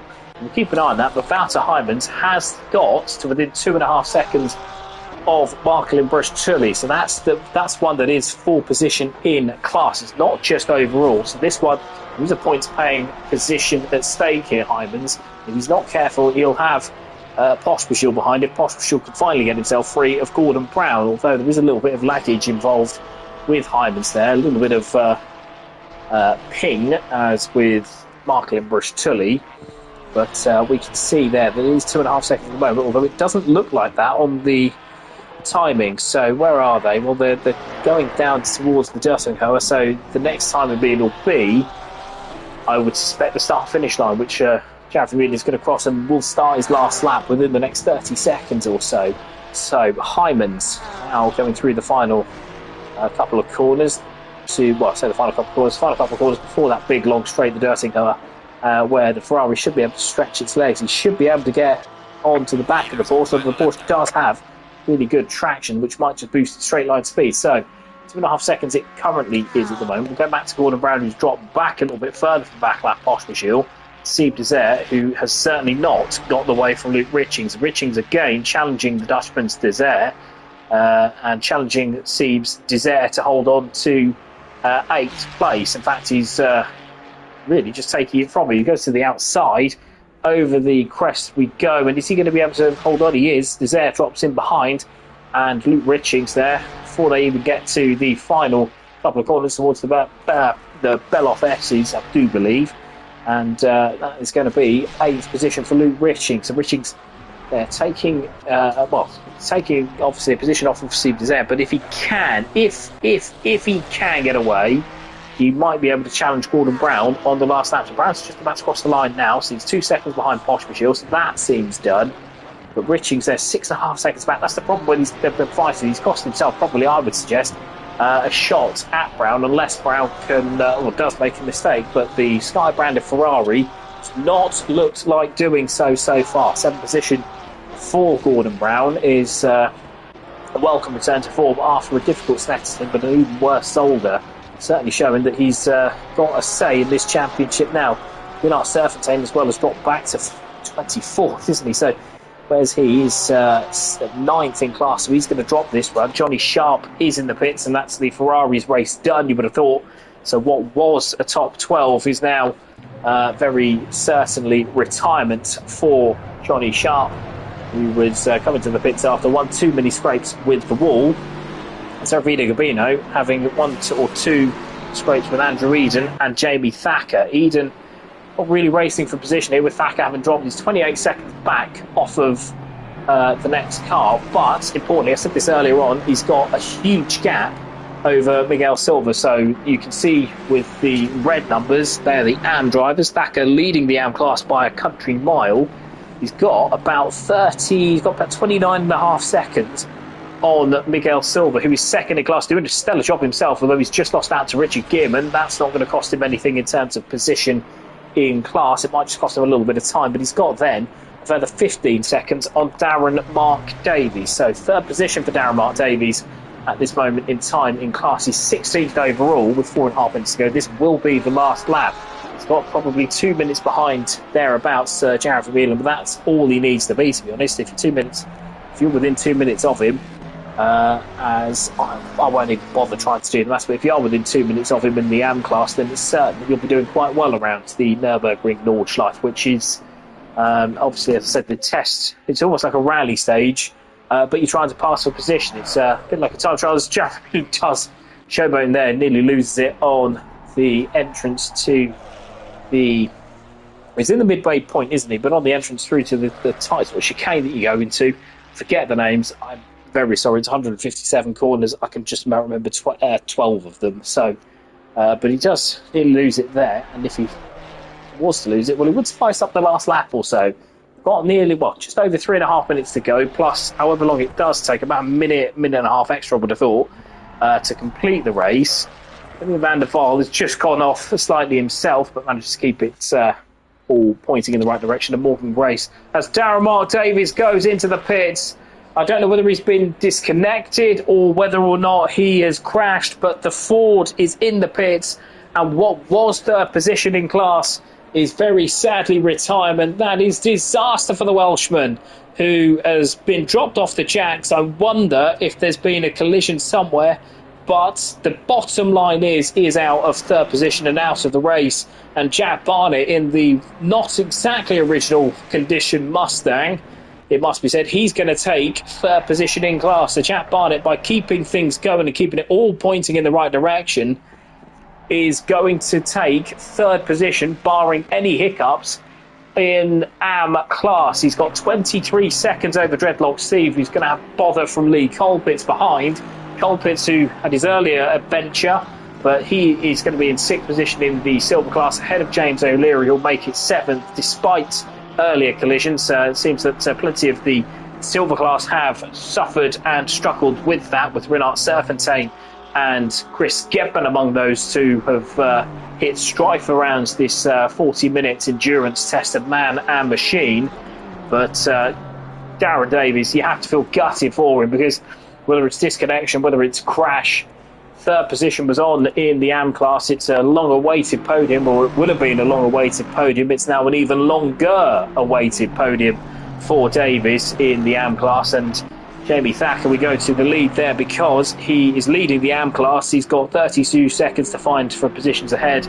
He's not bothered about that one bit because Serafino Gabino is right behind him. As off goes Steve Desire. Steve Desire is another man to have crashed on the last lap. This isn't a podium, so it's not as gutting, but 9th place he was, and that would have been 7th in class, and now that's going to go to Andrew Eden. So plenty of drivers falling by the wayside, and Steve Desire, well, it's more last lap misery for the Flying Dutchman. He crashed from a strong position, didn't he, in race number 1? He's crashed from an even stronger position in race number 2, and Steve Desire is off he goes, and what was 7th in class is now way back. He's going to be retired. He's going to be behind Eden. He's going to be behind the recovering Daniel Crossman, and Paul Vidler even might have a say at getting ahead of him as well. So that is disastrous really for Steve Desire, as Serafino Gabino does indeed take what would be 9th position now from Jamie Thacker. Thacker, sensible driving once again. I can't impress upon you enough how good this job is from him, because he's had no luck at all before his class win earlier on in the evening. No luck at all earlier in the season. He lost really a class win at Bathurst through no fault of his own. He's had plenty of collisions that weren't all his fault that took him out of potential podiums and class wins. But to be 32 seconds off the lead, or off of the next car, and not worry about that at all, shows a drive of real maturity there from Jamie Thacker, if he can keep it going. As someone who can't keep it going is Serafino Gabino. He goes off and into the wall, but he's going to recover the Aston Martin, and that's not going to affect Thacker one bit. So they go into the carousel. It's not damaging that much for the Aston Martin driver, but it's a little bit of a foible. Unfortunately for him, the Italian, we caught it on camera. So that's Desire dropping now all the way back, as you can see, as the timing updates. Richard Kierman, 13th, is the next car along. He's had a pretty steady race, the Dutchman, starting from the pit lane, but he's got up into 4th, so he's recovered really well, Richard Kierman. He's got past Miguel Silva, as we saw earlier on. Silva, we should be given a shout out to as well, because it's going to be his first podium in AM class in a considerable amount of time. He's currently in 13th, and another man to have driven really sensibly. He's got 30 seconds behind the leader of the AM class, but we're going to go to the leader overall, and the leader, as ever, is Jared Vermeulen. He's just coming through the final couple of corners now, had a couple of showboaty moments a little bit earlier on, but Vermeulen now is going to just bring the car through the final couple of corners. He's going to take the acclaim of the marshals. There he goes. Going to take the acclaim of his team, and going to take the acclaim of the checkered flag waver, because he wins round number 10, or race number 10, at round number 5 of the Formula Racing League Super Sprint Sunday, brought to you by Simnet. The South African has done an excellent job once again to be the class of the field. Demian van der Waal is going to come around to finish in 2nd position, to underline what might have been for his season with 2nd place. Fully merited results on pace for the Dutchman. And Morgan Grace is going to complete a double podium round. The Welshman bringing himself back into contention for positions higher up the championship standings in 3rd position. So well done to Morgan Grace in 3rd position. Marcelin Brustulli had to fight his way, didn't he, for 4th position, but he's going to hold off the attentions of Wouter Hyman. So Brustulli, the combative Canadian, is going to take a well-deserved 4th position. So a strong result for him as to back up a decent race in race number 1 in pass. Wouter Hyman's going to take 5th position to recover from what was a really poor qualifying by his standards. But 5th position will help heal the wound. Backlap Pospisil takes 6th position, and Gordon Brown takes a really comfortable second win of the evening. Really comfortable silver win. He's 7th overall, and he's clear of Luke Richings in 2nd in silver, 8th overall. Serafino Gabino is going to take 9th position. We saw him crash into the wall a little bit earlier on, but the Aston Martin Italian driver in the white, green and yellow livery is got just a couple of corners to go for a really big cheer. Goes up for Jamie Thacker. Jamie Thacker in car number 7 in the AM class has driven excellently to take the AM win, but here comes Serafino Gabino to take the 3rd podium position in the silver class. Jamie Thacker is going to take the class win, and an excellent AM class win it is for Jamie Thacker. Really well deserved and a really mature drive. Andrew Eden is going to come round to take 7th in the pro class and 11th overall, with Richard Gearman surviving really to take 4th position in silver and 12th overall. So Richard Gearman started from the pit lane, has not exactly shown a huge amount of speed, has he? But he's recovered to finish in 12th position. Miguel Silva is going to take 2nd in the AM class, so a really good result for Miguel Silva. He is going to be 13th, just ahead of Marco Lino. That's Alexander Klugin, I think, who's just been lapped there. But Marco Lino is going to take 5th in the silver class. Miguel Silva really does deserve all the acclaim that's coming his way as well. 2nd position as well, with Jamie Thacker, the leading AM there. Marco Lino is going to come home in 14th, ahead of Daniel Crossman, who's recovering from his earlier travails. The damaged Ferrari there having to come in and be fixed.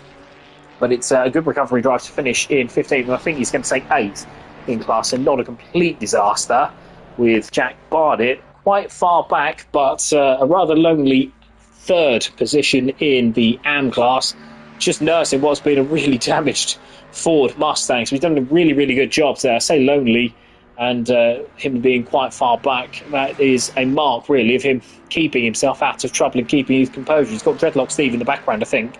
That's car 94. That is Lee Colpitts. Lee Colpitts has got past Dreadlock Steve, and I think that's Greg Wood, who's just got past Dreadlock Steve as well. So it's going to be 3rd position for Jack Barnett in class, 16th overall, but a really good return to form for Jack Barnett. He's going to come across the line now to take a well-deserved podium finish, even if it is traditional reasons or not. That is a good result for Jack Barnett, who's kept himself out of trouble. Lee Colpitts is going to come across the line in 17th. That is going to be 6th in silver class. Thrown away a chance of a podium earlier on, but a good recovery nonetheless for Lee Colpitts. Dreadlock Steve is going across the line as well. That's Chris Getman getting himself in all sorts of bother, isn't it? But Dreadlock Steve is going to take the 3rd position, the 4th podium spot in the AM class. I say 4th podium spot, it's the 4th spot, isn't it? There's no 4-way podiums that I'm aware of. James O'Leary is going to finish in what would be about 19th, I think, but he's going to take what would be 7th in silver to recover well from what was a really difficult opening lap, as Greg Wood, I think, has got past Dreadlocks. Who's he got past?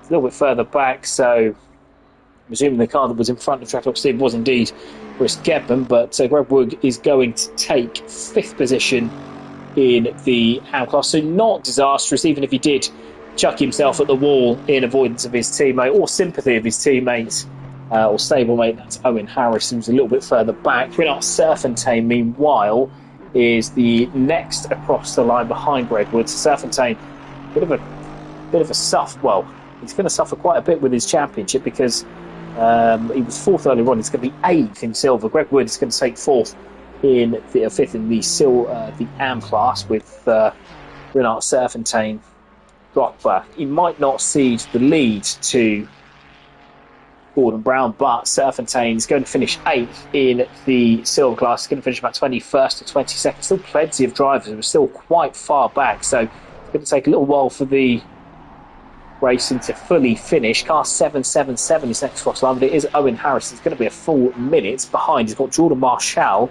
and Paul Vidler catching up, so that might close up a little bit with, I think, Vian Kruger, who's a couple of laps back, and car 187, that is Jeffrey DeFast finishing. So Serfontaine crosses the line. He's going to finish in 8th in the silver class. Owen Harris has got just enough of a gap over Jordan Marshall, hasn't he? So that's Owen Harris. Marshall looks like he's run slightly wide there, but he's going to recover with Paul Vidler, who's had a pretty torrid return to the championship, reserving this time around, so no mention of him in the championship standings earlier on, and no great shakes, unfortunately, for the young Englishman this time around. So Owen Harris is going to end up 6th, I think, in the AM class, so not disastrous by any stretch of the imagination, but he's going to end up in, he's not going to be 20th. There's a couple of drivers who've since left the server, so Harris is going to complete his run to finish 6th, with Marshall in 9th in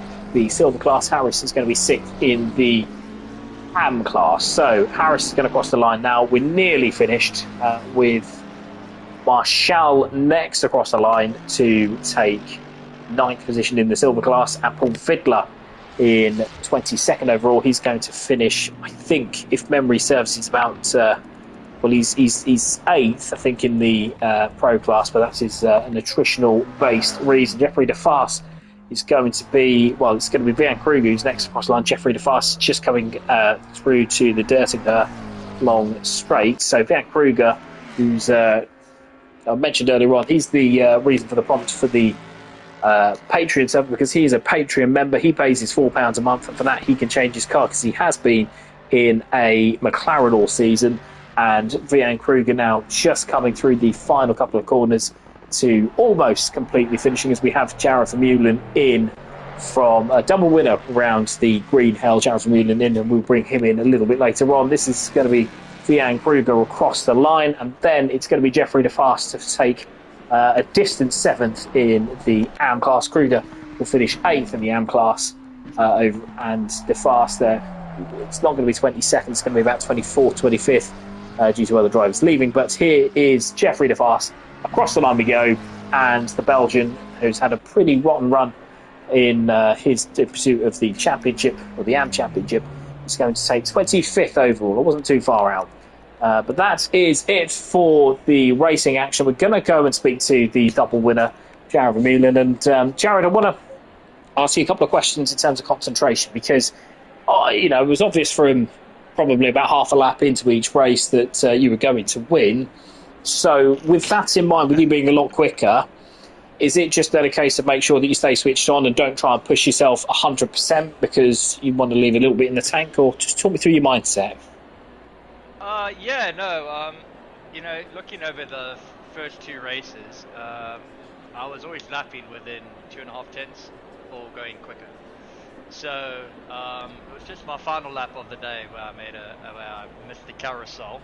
But otherwise, it was just about, I love this track, so it's just about staying focused and enjoying it, right? I knew that about after the first 3 minutes of the race that it was in my hands and only I could mess it up. So I wasn't pushing 100%, but you're driving comfortably, but just to make sure that you still drive fast enough to stay focused, because on this track it's very easy to crash, and I'm sure many people did. So I was just very happy to keep race 1 no mistakes, race 2 no mistakes until the carousel. So I was very happy with my evening. Overall, I made 0 mistakes the whole evening tonight, so I'm very happy.